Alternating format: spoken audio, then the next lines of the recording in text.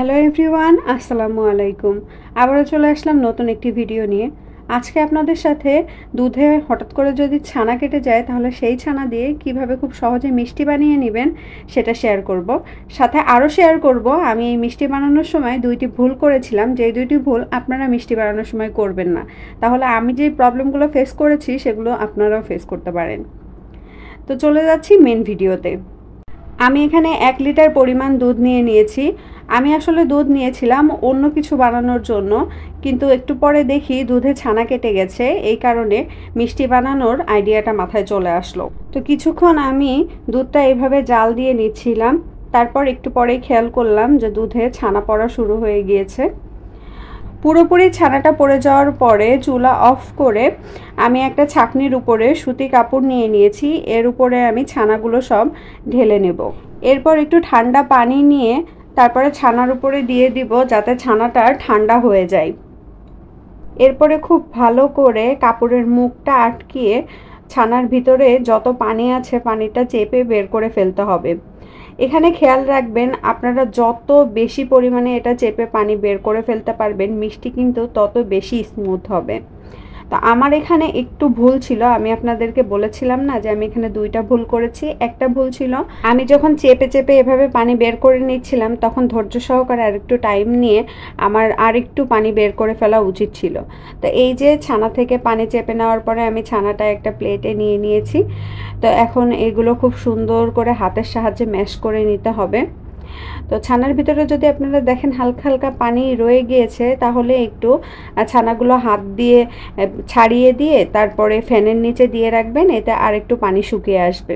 তো এখন হাতের সাহায্যে মানে হাতের তালুর সাহায্যে খুব সুন্দর করে ছানাগুলো ম্যাশ করে নিতে হবে, খুব স্মুথ বানিয়ে নিতে হবে যাতে মিষ্টিগুলো খুব সুন্দর মসৃণ হয় দেখতে।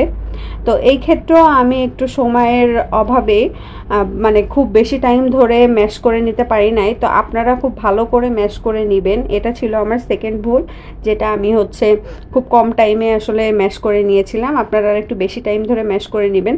দেখুন এখানে আমি হাতের সাহায্যে ঘুরিয়ে ঘুরিয়ে গোল গোল করে এক একটা মিষ্টি বানিয়ে নিচ্ছি। তো আপনারা এখানে হয়তো ভিডিওতেই দেখতে পাচ্ছেন আমার মিষ্টির উপরের লেয়ারগুলো একটু ফাটা ফাটা লাগছে। কারণ কি বলেন তো? কারণ ওটাই যে আমি ওই যে ভুলটা করেছিলাম, আমি আরেকটু বেশি টাইম ধরে আমার ছানাগুলো ম্যাশ করে নেওয়া দরকার ছিল। তো ছানাগুলো এভাবে ম্যাশ করবেন যাতে মিষ্টির উপরে ওরকম ফাটা ফাটা না আসে। তো যাই হোক, আমার 1 লিটার দুধ থেকে 7 পিস পরিমাণ মিষ্টি বের হয়েছে ছানা কাটার পরে। এখন একটি পাত্রে মিষ্টির শিরা বানানোর জন্য 3 কাপ পরিমাণ পানি বসিয়ে দিচ্ছি। এরপর দিয়ে দিব একটি ছোট এলাচ এবং দারচিনি, এতে স্মেলটা খুব ভালো আসবে। আর দিয়ে দিব স্বাদ মতো চিনি। আপনারা যারা মিষ্টির পরিমাণটা বেশি খাইতে পছন্দ করেন তারা চিনি একটু বাড়িয়ে দিবেন। আমাদের বাসার সবাই মিষ্টি একটু কম খায় বলে আমি 4 টেবিল চামচ পরিমাণ চিনি দিয়ে নিয়েছি। এখন খুব ভালো করে এটা নেড়ে দিতে হবে। পানিতে যখন এইভাবে বাবলস আসা শুরু করবে বা হালকা বলক আসা শুরু করবে তখন বিসমিল্লাহ বলে মিষ্টিগুলো দিয়ে দিতে হবে। তো এই যে আমি একে একে সবগুলো মিষ্টি দিয়ে দিয়েছি। এরপর একটা ঢাকনা দিয়ে ঢেকে দিতে হবে এবং ঢাকনার মুখে একটা লবঙ্গ বা টিস্যু দিয়ে আটকে দিতে হবে যেন ভিতরে বাতাস প্রবেশ না করে। এইভাবে ঢাকনা দিয়ে রেখে দেব আমি 15 মিনিট মতো। মাঝে মাঝে একটু সাইড থেকে ঝাঁকিয়ে দিবেন, এতে যেটা হবে মিষ্টিগুলো ঘুরিয়ে ঘুরিয়ে নিজেরাই হতে থাকবে। দেখুন মিষ্টির সাইজগুলো অলরেডি কিন্তু বড় হয়ে এসেছে। প্রায় 15 মিনিট অপেক্ষা করার পরে এখন আমি ঢাকনাটি উঠিয়ে নিচ্ছি। তো দেখুন মিষ্টিগুলো কিন্তু হয়ে এসেছে।